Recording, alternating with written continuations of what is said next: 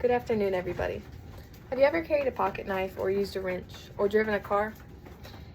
If so, you might not have thought about all the things that go into making that. So, before that pocket knife ever even reached your hands, it has been in the hands of a machinist or probably a couple. And even like in items like your phone, every part of that has been made by some sort of machinist and machine shop. Every metal part has. They all have a story behind them. And it's a machinist's job to make sure that the part opens, shuts, and functions correctly. I chose this topic because machining does have an important role in my life. For as long as I can remember, my great-grandfather and my grandfather and then my father and now me have all been machinists. I'm the fourth generation in my family. Right now I work at my dad's company, where my dad's going to eventually train me to take over for him. Manufacturing pocket knives for several different companies is something we've been doing for a long time, but I'm just now getting into it myself. And we recently even designed one of our own. I spend a lot of time working around Haas, CNC, and other machines in the industry. So I've been able to learn how the industry really works and all the parts that are moving constantly and really be able to figure out what it's all about. So even if you've never stepped inside of a machine shop, machining affects your life today. Almost everything that's made of metal has been made in a machine shop at one point. Whether it's medical equipment or even parts of your refrigerator or even your car, has all been parts of a machine shop at some point, and someone has put their hands on it and figured out how to build it, basically. So today I'm going to explain what machinists do, the skills needed for this career, and how machinists will take an idea and turn it into a finished product for consumers to use. Let's talk about what machinists actually do first. So a machinist creates precision parts from raw materials, so like metal, aluminum, and stuff like that, titanium even. And they are using specialized machines so that they program to cut out and shape these metal parts into the desired product. They start with a blueprint or a computer design, and they carefully manufacture each part so it matches the exact dimensions they are aiming for. If it's even off by a few thousandths, which is even 1/1000th, which is the size of a human hair, it can really mess up the part depending on how important it is, and like especially medical stuff, it really has to be precise. Machinists don't always just make the parts look good. They have to make sure they meet the strict measurements and the quality that the customer wants. So every piece has a fit and a function exactly as intended. Technology has also changed the machining industry a lot. While some machine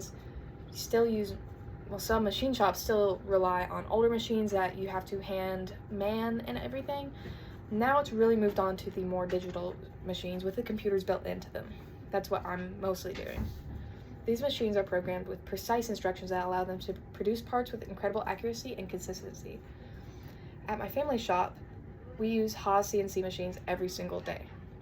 These machines help us make high quality parts much faster while maintaining precision and what our customers are wanting and expecting from us. Now that we've looked at what machinists do, let's talk about the skills needed to become one. There's several paths into this career. Many people attend to community colleges or trade schools that offer machining programs. Others learn through apprenticeships or receive training directly on the job, like what I'm doing right now. No matter how someone learns, becoming a successful machinist takes more than simply knowing how to run a machine. It creates a lot of problems, working with all these fine parts. You need to know how to problem solve correctly. And that's probably one of the most important skills, and that's probably what I'm most focused on learning right now. And sometimes program or setup has to be adjusted to get the correct results. So you do have to learn how to run the computer in programs that aren't even yours to be in. Machinists have to think logically and figure out solutions when problems come up. And they have to do it fast because you are working for a company producing these parts, and you need to be able to get these parts out to get your paycheck. Attention to detail is just as important. A small mistake can cost a lot of money, trust me. So to create parts, they really have to focus that they work properly and do a lot of trial and error and really measure after they create a part. That's why machinists constantly measure, inspect, and double-check their work before it's all finished. These skills take time to develop, but what a separate an advantage machinists have from a great one. Finally, let's look at how machinists turn their ideas into products. Every manufactured product starts with someone's idea, like a blueprint or a 3D model or something. And it shows exactly the measurements and what needs to be created. But those drawings don't become a reality on their own. That's where machinists come in. We use those blueprints to cut, shape, and drill and finish each individual part ourselves until the part becomes exactly what the customer wants and what the consumers will buy. At my father's company, we do this every single day with pocket knives.